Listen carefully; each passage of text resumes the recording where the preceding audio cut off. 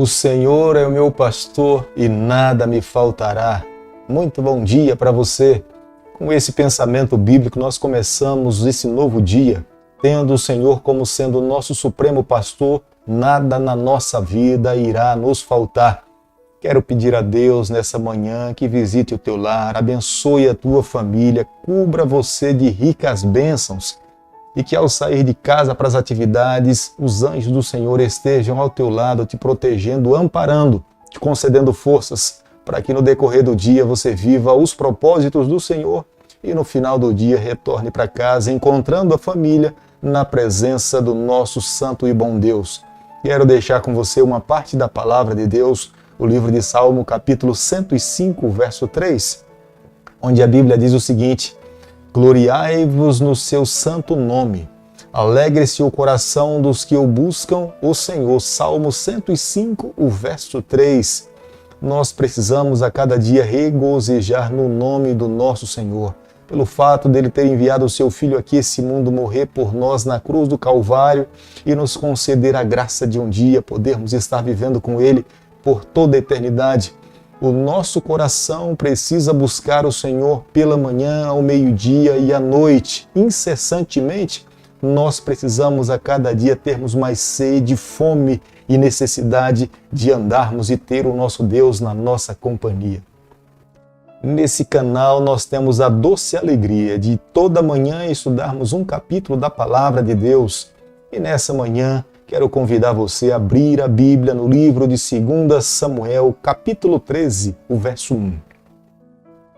Tinha Absalão, filho de Davi, uma formosa irmã cujo nome era Tamar.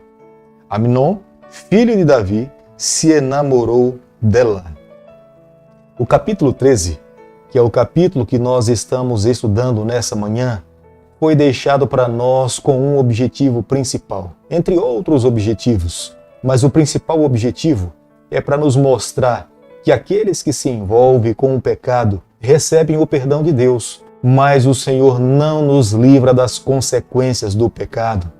Davi tinha recebido o perdão do Senhor. Natan foi muito enfático quando esteve na sua casa em lhe afirmar de que Deus tinha lhe perdoado o pecado, mas na sua trajetória, Davi teria que colher as consequências dos erros que ele tinha cometido. E quando nós estudamos a Bíblia cautelosamente, nós vemos que Davi viveu momentos difíceis na sua vida. Teve que sair às pressas do seu palácio. Teve momentos de angústias, teve momento de depressão, teve momentos que teve que sofrer sozinho, teve momentos que o Senhor era o seu único refúgio. O pecado de fato é atraente, mas é uma isca satânica para destruir o povo do Senhor.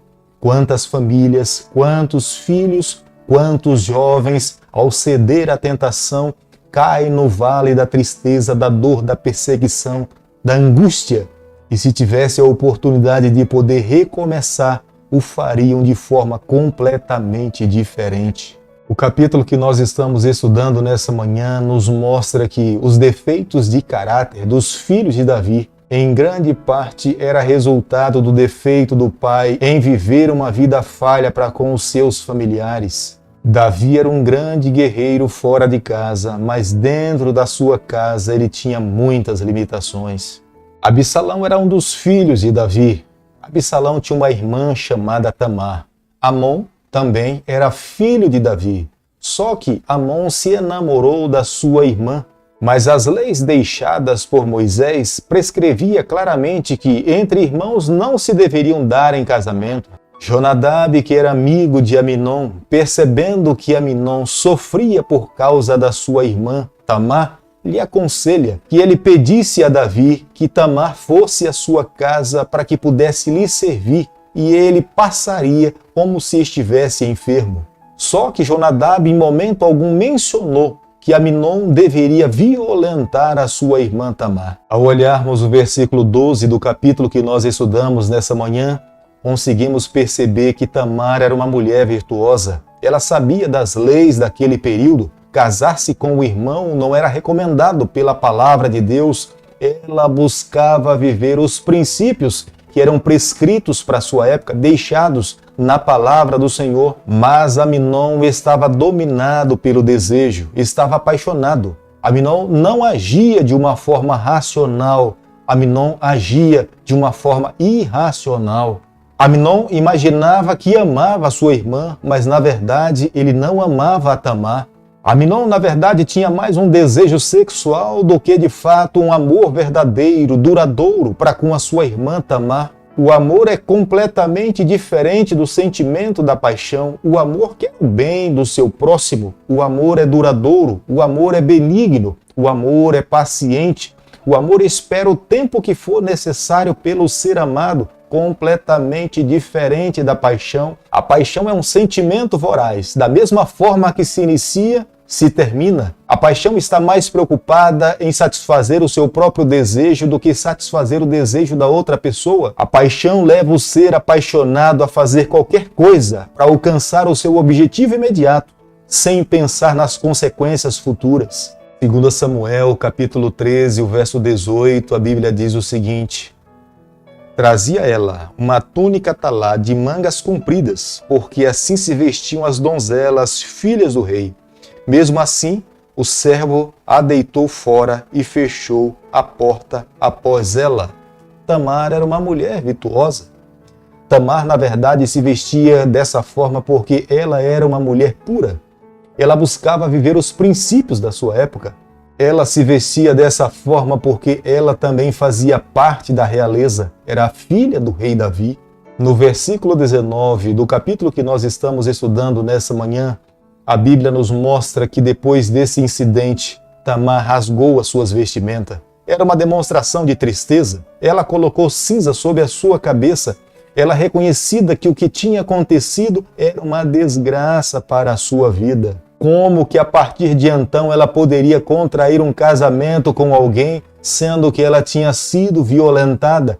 Qual a justificativa que ela daria para o seu futuro esposo? A sua vida estava completamente destruída. Aminon tinha atitudes descompensadas. Além de ter violentado a sua irmã, ele a expulsou de casa. Imaginava que amava, mas se deparou que era paixão e a expulsou e não mais queria vê-la diante de si e não mais queria tê-la dentro da sua casa. E isso envergonhou muitíssimo a Tamar. O versículo 21 do capítulo que nós estamos estudando nessa manhã, a Bíblia nos fala que quando Davi soube desse fato triste que aconteceu dentro da sua casa, ele ficou muitíssimo irado. Embora Davi reconhecesse que aquela atitude deveria ser repudiada, Davi, na verdade, estava atado pelos seus próprios erros passados.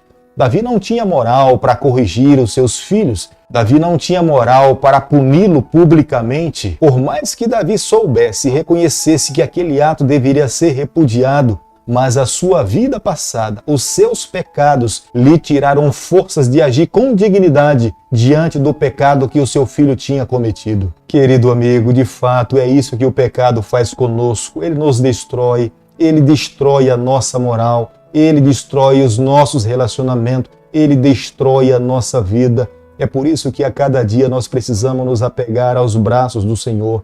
Nós precisamos a cada dia pedirmos forças para que Ele possa nos segurar nos seus braços. É por isso que a cada dia nós precisamos pela manhã renovarmos a nossa aliança de andarmos e de amarmos ao Senhor a cada dia. Se nós menosprezarmos o nosso relacionamento com o nosso Deus, nós seremos uma presa fácil para o adversário. No versículo 22 do capítulo que nós estamos estudando nessa manhã, aparentemente Absalão não expressava nenhum sentimento de ira contra o seu irmão Aminon, mas no fundo do seu coração ele repudiava e odiava a atitude que o seu irmão tinha praticado contra a sua irmã e buscava fazer justiça com as suas próprias mãos. Em vez de entregar nas mãos do Senhor ou buscar a justiça do seu país, Absalão procurou resolver os problemas familiares com as suas próprias mãos. Absalão matou o seu irmão Aminon. A morte de Aminon foi um golpe para a vida de Davi. Davi falhou em não corrigir Aminon. E por não ter tido moral para corrigir o seu filho, Absalão buscou fazer justiça com as suas próprias mãos. Absalão fugiu para Gersum, porque o rei Talmai era o seu avô, e ali ele foi acolhido e protegido pelo seu avô. Davi sofria com a morte de Aminon, mas Davi também sofria com a fuga de Absalão. E por que Davi não trouxe e não pediu para que Absalão pudesse voltar para o palácio? Davi acreditava que a distância poderia ensinar Absalão a respeito do mal que ele tinha feito para sua família. E da mesma forma, Davi demonstrava com essa atitude o desagrado da sua pessoa para com um ato de Absalão para a nação de Israel. Querido amigo, nessa manhã, ao concluirmos o capítulo 13 do livro de 2 Samuel, eu e você, nós precisamos chegar à seguinte conclusão. Nós precisamos ter cuidado a cada dia com o envolvimento com o pecado. Ele, na verdade, veio para nos matar, nos destruir e nos separar do reino do Senhor. Se nós cedermos ao pecado, cada vez mais ele vai nos levar para mais longe do Senhor. O pecado, na verdade, veio para nos escravizar, para nos separar do Senhor, para destruir a nossa vida.